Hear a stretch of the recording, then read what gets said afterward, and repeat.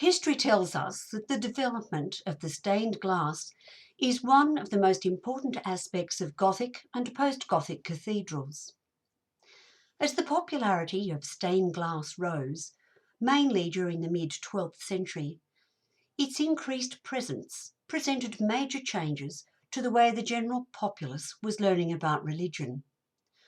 The windows became illuminated visual sermons of the Christian narrative. Upon entering St Peter and Paul's old cathedral, your eye is instantly drawn to the stained glass windows which adorn the four walls of the cathedral. These windows are from Belgium, Britain, and a Goulburn tradesman, Morton Mowbray. Passing through the main entrance, located on the western side of the cathedral above the narthex, that is the main entry that's enclosed, you see one of the earliest windows crafted by Morton Mowbray, a local importer and manufacturer who was commissioned by Bishop Lanigan to design, manufacture and install the windows. It was stated in the Freemasons' Journal in 1872 that Mowbray was awarded the contract for 8 nave windows, the large window in the western wall over the entry of the clerestory windows located at the high points of the nave walls. A close inspection of the nave windows will reveal the names of donors and organisations inscribed with inscriptions dedicated to deceased family members or organisations and their members. Each of these windows depicts a saint. Why these particular saints were chosen is not clearly documented. The colouring of the glass is most striking and has been referred to as French lolly glass. The richness of the reds and the depths of the blue in these windows are a highlight. The clerestory windows appear to the eye to be perhaps a dull golden colour. Experts have told us that when these windows are cleaned, they will appear much brighter, perhaps even more yellow in colour, and allow 50% more light into the cathedral. As we progress further down the main aisle, you will notice the remarkable changes in the nave windows. These windows, with their golden hues and green colourings, portray a very different style of window, which we attribute to the Belgian artist Grosterherde.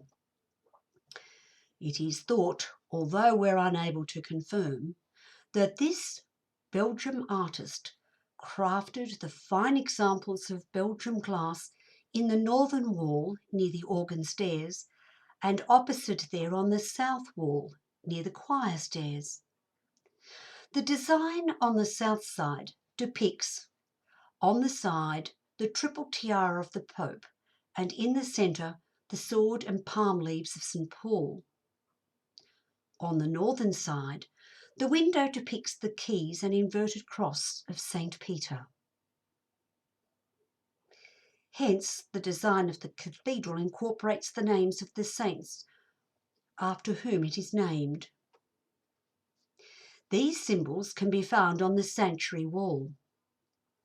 The major Grosterherde work is the Transfiguration window, located on the southern side of the cathedral above the choir loft.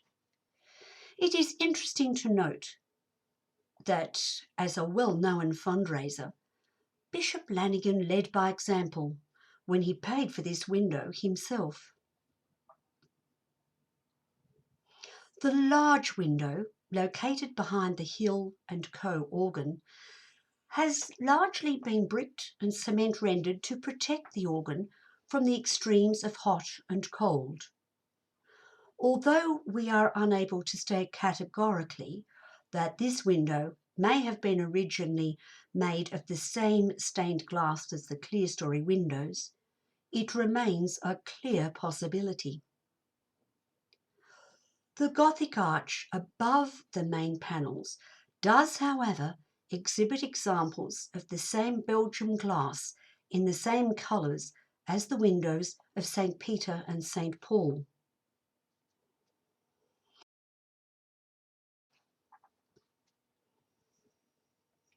The most outstanding and major stained glass window has been reserved for last. It is located on the eastern wall above the high altar and is known as the chancel window. Bishop Lanigan in 1878 commissioned John Hardman and Co. of England to undertake this important work. Hardman and Co. were world-renowned for their ecclesiastical work, and Bishop Lanigan commissioned them to supply other stained glass windows for the Goulburn diocese. Correspondence was exchanged over a period of 2 years, with much discussion regarding design selection, which was settled as follows: chancel window, 4 lights and ventilation. The Agony in the Garden, as old design.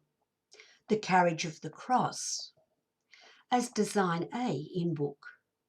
The Crucifixion, as design A in book. The Resurrection, as old design. The templets were received on the 14th of the 11th, 1889.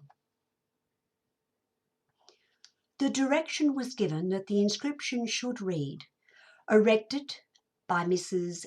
J.C. Dalgleish, née Delaray, for the glory of God and in the loving memory of J.C. Dalgleish.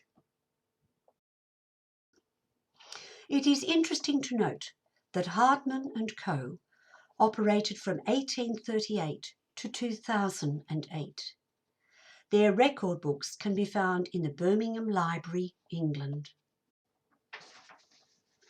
While we continue on this journey of discovery, I hope that you will take the time to accompany us as we investigate further the heritage and history of this most significant sacred building and its importance as a place of worship.